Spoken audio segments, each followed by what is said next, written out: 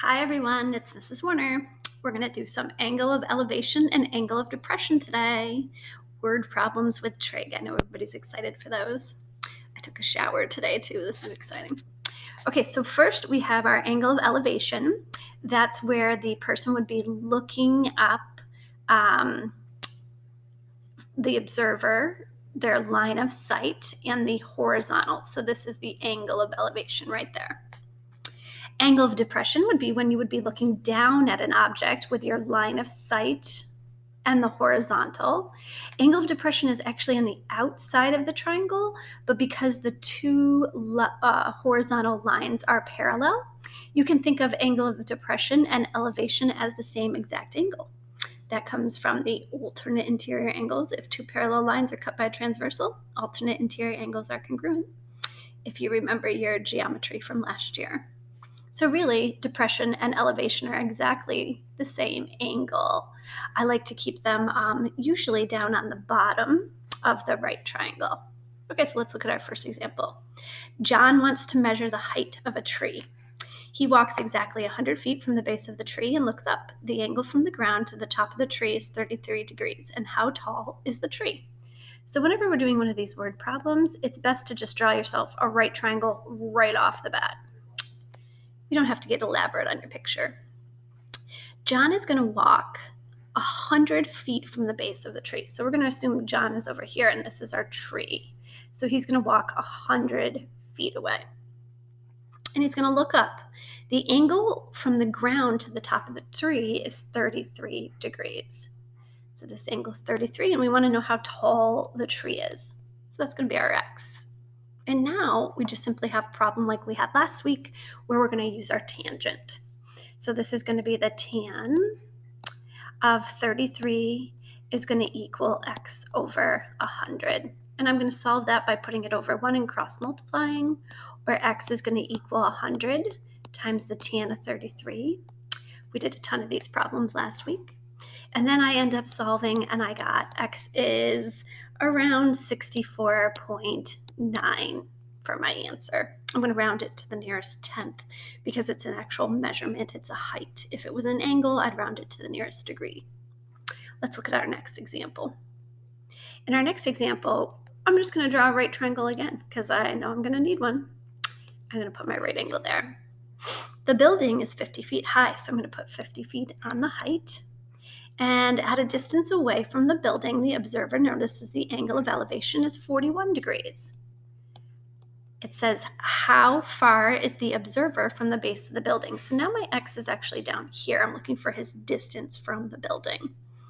So I'm going to go and I'm going to do my tangent again. But when I set this up, the tan of 41 is equal to 50 over x. Oh, shoot. When I put that over 1 and cross multiply, the x is on the denominator. So now it's x tan of 41 equals 50, which is no problem because I'm really going to divide by the tan of 41 this time. Instead of multiplying, I'll divide. So now I have x equals 50 divided by the tan of 41. And I'm going to plug that into my calculator, and when I do, I get around 57.5 feet. That was fun. Let's check out another one just to make sure we're doing okay. An airplane is flying at a height above 2 miles above the ground. So let's draw a right triangle again. And it says it's got a height of 2 miles. The distance along the ground from the airplane to the airport is 5 miles. So the distance there is 5 miles. What is the angle of depression? Now you got to be careful here because the angle of depression is actually out here. It's not this angle at the top inside the triangle. It's out here with the line of sight. So that's actually going to flip down into here. And that's going to make this our x that we're looking for. Because angle of depression is not inside the triangle at the top, it's down at the bottom. Remember those example up above, the two lines are parallel, cut by a transversal, they're alternate interior angles. Okay, so I'm still going to use tangent. Tan of x is going to equal 2 over 5, but I'm looking for an angle, so I've got to use my special keys.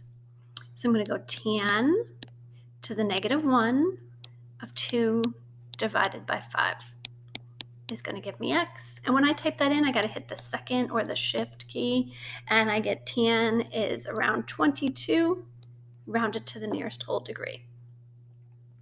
There's one more example left. A bird sits on top of a lamppost, and the angle of depression from the bird to the foot of the observer standing away from the lamppost is 35 degrees. Now remember, that angle's out here, but it flips in here, so this is our 35.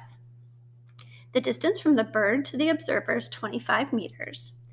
You have to be careful because remember the bird's up here and the observer's down here, so the hypotenuse is actually the 25, and I'm looking for how tall the lamppost is. This is not a tan problem. This is giving us the opposite in the hypotenuse, so I'm going to use sine. Sine of 35 is going to equal x over 25. Now I'm going to cross multiply that, so x is equal to 25 sine of 35. And when I do plug that in on my calculator, I'm going to get approximately 14.3 meters. That was kind of fun. That wraps up our nice little mini lesson on angle of elevation and depression. I know you guys love a good word problem. Make sure you complete your homework on this and fill out the Google form, and then we're going to practice. Do a couple days of review and get ready for our test, which is on E-Doctrina. I know you're excited. All right, see you guys later. Bye. Maybe this will